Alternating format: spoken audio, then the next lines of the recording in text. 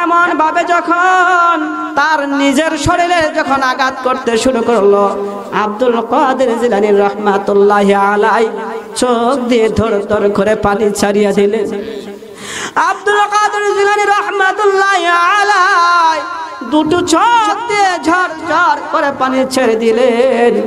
আব্দুল কাদের জিলানী বলেন, ও বাজান রে, এমন ভাবে যদি কিয়ামত পর্যন্ত তুমি বাইতুল্লাহ কাবা শরীফের মধ্যে হজ করতে থাকো, আল্লাহর কসম করে বলতে পারি রে, এই হজ তোমার কিয়ামত পর্যন্ত কবুল হবে না। তান যখন ব্যবসার কাজে বাহিরে চলে গেলেন, 3 মাস পর যখন আবার ওই সন্তানটা বাড়িতে আসলো, এসে যখন বিবিকে ডাক দিয়া বলল, ও প্রাণের বিবি গো, আমি এসেছি, তুমি দরজা খোলো। কিন্তু বিবি আর দরজা খুলে না, বিবি দরজা খুলে না। বারবার ডাক দিয়া বলতেছে, বিবি আমি তোমার জায়েদ এসেছি, তুমি দরজা খুলো।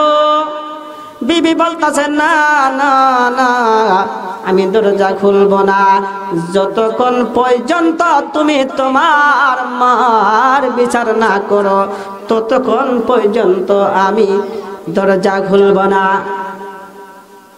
এবার ছেলেটা বলতেছে, ঠিক আছে, যা হয় কিছুক্ষণ পরে বলো, এবার দরজাটা তো খুলো। এরপর যখন দরজা খোলার পর বলে, তোমার মার বিচার করতে হবে, যদি তোমার মার বিচার না করো আমি তোমার সংসারে থাকবো না।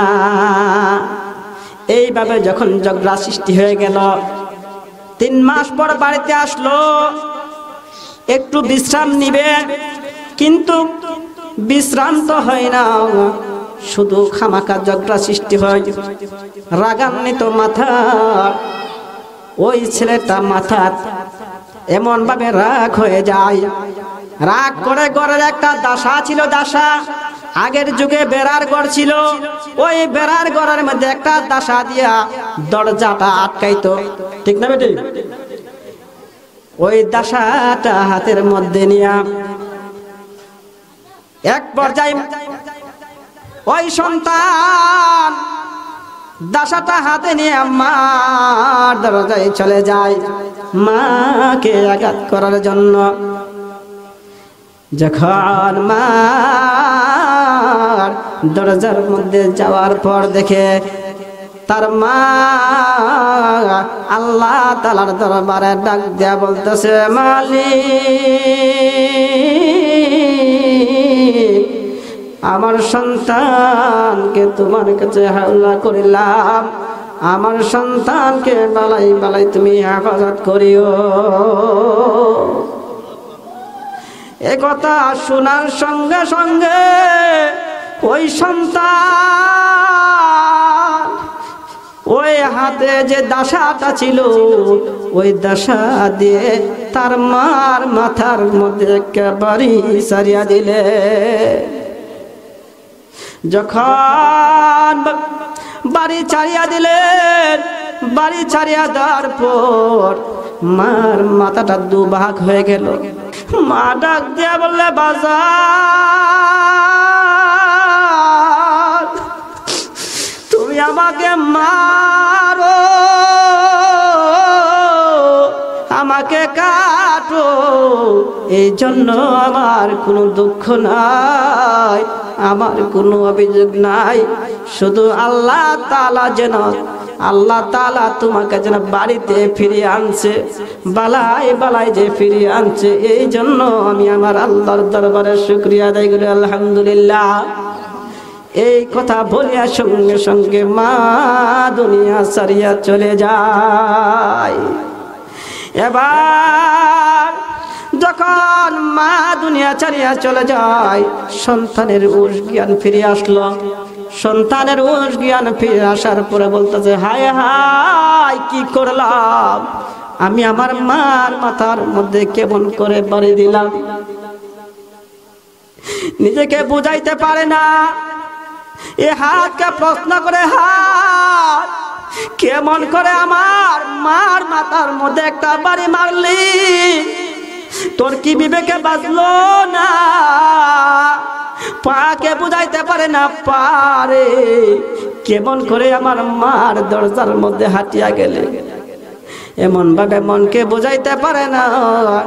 শেষ পর্যায়ে বাড়িতে গিয়া, বাড়িতে যাইয়া যখন বিবিকে বলল, বিবি এদিকে আসো, সঙ্গে সঙ্গে বিবিকে ঘর থেকে তাড়িয়ে বিবিকে তালাক দিয়ে দিলেন। তালাক দিয়ে বিবিকে ঘর থেকে বাহির করে দিলেন।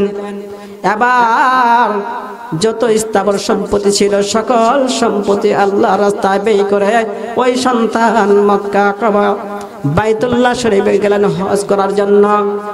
এবার বারবার যখন হজ করে বাইতুল্লাহ কাবা শরীফ যখন বারবার করে তওয়াফ করে, কিন্তু মনের মধ্যে কোনো শান্তি নাই। এই হাতকে ডাক দিয়ে বলে, হাত রে কেমন করে আমার মার মাথার মধ্যে আঘাত করলে? একটা পাথর নিয়ে হাতকে ছিন্ন ভিন্ন করে দিল। এবার আরেকটা পাথর নিয়ে আরেকটা হাতকে এমন ভাবে আঘাত করতে শুরু করলো। শেষ পর্যায়ে নিজের পা মধ্যে আঘাত করতে শুরু করলো। পা কেমন করে আমার মার দরজার মধ্যে হাঁটিয়া গেলে? এমন ভাবে যখন তার নিজের শরীরে যখন আঘাত করতে শুরু করলো, আব্দুল কাদের জিলানী রাহমাতুল্লাহি আলাইহি চোখ দিয়ে ধর ধর করে পানি ছাড়িয়ে দিলেন। আব্দুল কাদের জিলানী রাহমাতুল্লাহি আলাইহি দুটো চোখ দিয়ে ঝর ঝর করে পানি ছেড়ে দিলেন। আব্দুল কাদের জিলানী বলেন, ও বাজান রে, এমন ভাবে যদি কিয়ামত পর্যন্ত তুমি বাইতুল্লাহ কাবা শরীফের মধ্যে হজ করতে থাকো, আল্লাহর কসম করে বলতে পারি রে, এই হজ তোমার কিয়ামত পর্যন্ত কবুল হবে না।